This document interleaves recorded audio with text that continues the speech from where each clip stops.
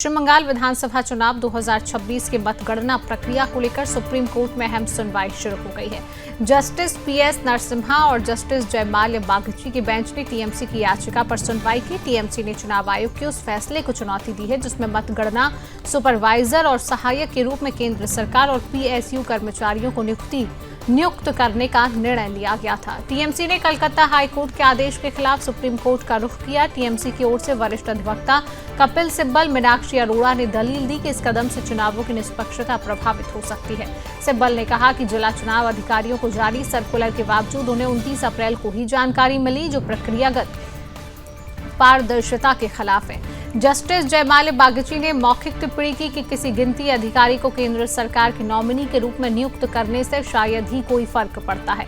जज ने कहा कि यह फैसला चुनाव आयोग की अपनी संतुष्टि के दायरे में आता है। उन्होंने यह भी कहा कि पार्टियों द्वारा नियुक्त गिनती एजेंट मौजूद रहेंगे। गिनती प्रक्रिया में पहले से ही माइक्रो ऑब्जर्वर शामिल होता है। कोर्ट ने टिप्पणी की कि अधिसूचना को नियमों के विपरीत मानना मुश्किल होगा, सिर्फ इसलिए कि उसमें केंद्र सरकार के अधिकारी शामिल हैं। टीएमसी का तर्क है कि यह कदम मतगणना की निष्पक्षता पर सवाल खड़ा करता है, जबकि चुनाव आयोग का पक्ष है कि यह फैसला पारदर्शिता बनाए रखने के लिए लिया गया है। सुप्रीम कोर्ट अब इस मामले पर आगे सुनवाई करेगा। पश्चिम बंगाल में 4 मई को मतगणना होनी है। ऐसे में इस याचिका का फैसला चुनाव प्रक्रिया पर सीधा असर डाल सकता है।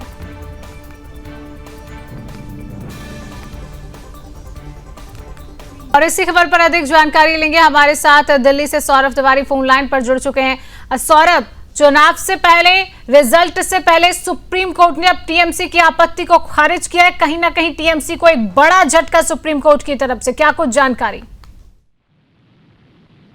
जी देखिए, जैसे टीएमसी की तरफ से जो उनके वकील हैं कपिल सिब्बल, उन्होंने आज सुप्रीम कोर्ट में याचिका दाखिल की थी और इससे पहले कोलकाता हाई कोर्ट ने उनकी याचिका को खारिज कर दिया था।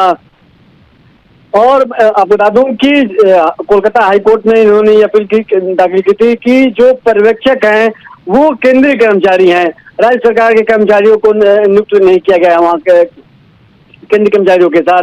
जबकि चुनाव आयोग का साफ तौर से कहना है कि एक केंद्रीय कर्मचारी है, उसके साथ राज्य सरकार का जो कर्मचारी है वो भी मौजूद है। और जाहिर जब से चुनाव आपने देखा होगा, लगातार टीएमसी की तरफ से जो बयानबाजी है, चुनाव आयोग का लगातार सवाल उठा रही थी कि चुनाव आयोग भारतीय जनता पार्टी से मिली हुई है। तमाम आरोप लगाए जा रहे हैं चुनाव के बाद, चुनाव के समय में, और चुनाव के बाद भी आरोप प्रत्यारोप का जो सिलसिला है वो जारी है। चुनाव आयोग पर भरोसा नहीं है टीएमसी को।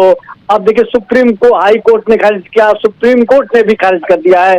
तो भारतीय जनता पार्टी का साफ तौर से कहना है कि ये हार की बौखलाहट है टीएमसी की, इसलिए इस तरह से बयानबाजी कर रही है, इस तरह से काम कर रही है। और जिस तरह आपने देखा कि वार रूम में किस तरह से ममता बनर्जी 4 घंटे मौजूद थी, तो ये तो पूरी तरह हताशा दिखा रही है टीएमसी की कि टीएमसी पूरी तरह से हार चुकी है। वहीं अगर भारतीय जनता पार्टी क्षेत्र की बात करे तो भारतीय जनता पार्टी पूरी तरह से आश्वस्त है कि इस बार बंगाल में कमल खिलने जा रहा है। 4 तारीख को ये स्थिति स्पष्ट हो जाएगी। हालांकि पार्टियां अपनी अपनी तरफ से दावा और वादा कर रही हैं। फिलहाल सौरभ, तमाम जानकारी साझा करने के लिए आपका बहुत बहुत धन्यवाद।